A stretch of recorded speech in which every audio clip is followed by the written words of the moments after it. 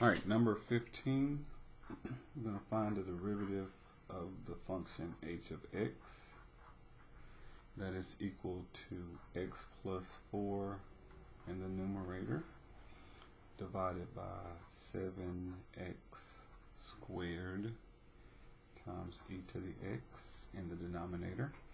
So to find the derivative, we're going to have to do the quotient rule, and then inside of the quotient rule we have to do the product rule.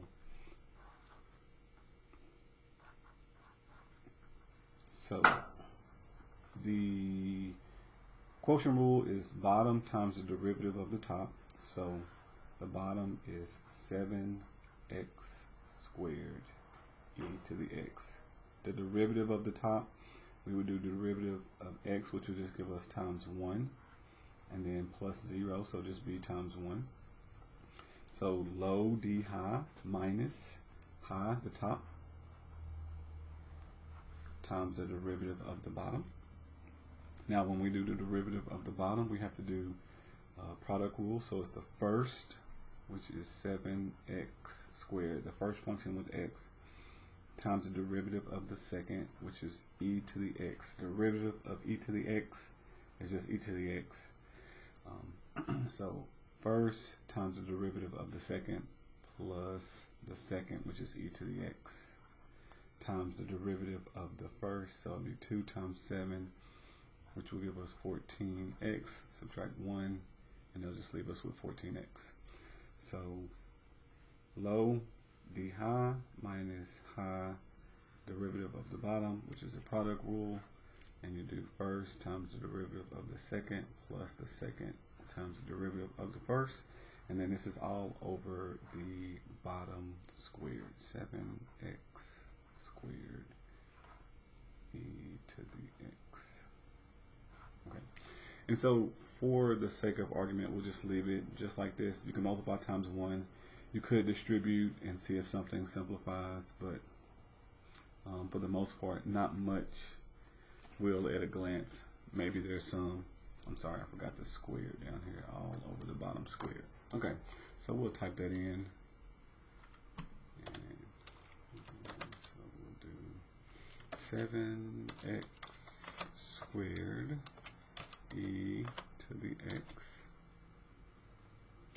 That was times 1, but times 1 leaves it the same. Then x minus or plus 4. X plus 4. We have a 7x squared e to the x plus, I'm going to write this as 14x e to the x. It's moving that 14x out front. And then this is all over 7x squared e to the x. And this whole argument is squared.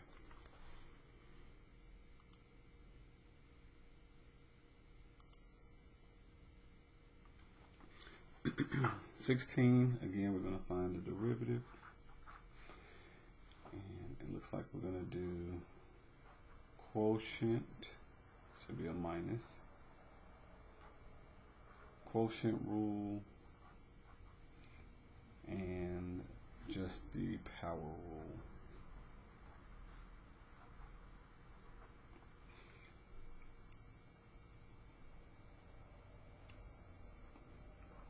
So g prime of x, quotient rule, bottom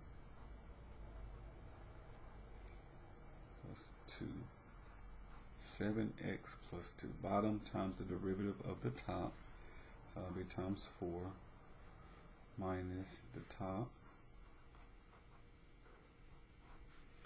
times the derivative of the bottom, which would just be 7, over the bottom squared,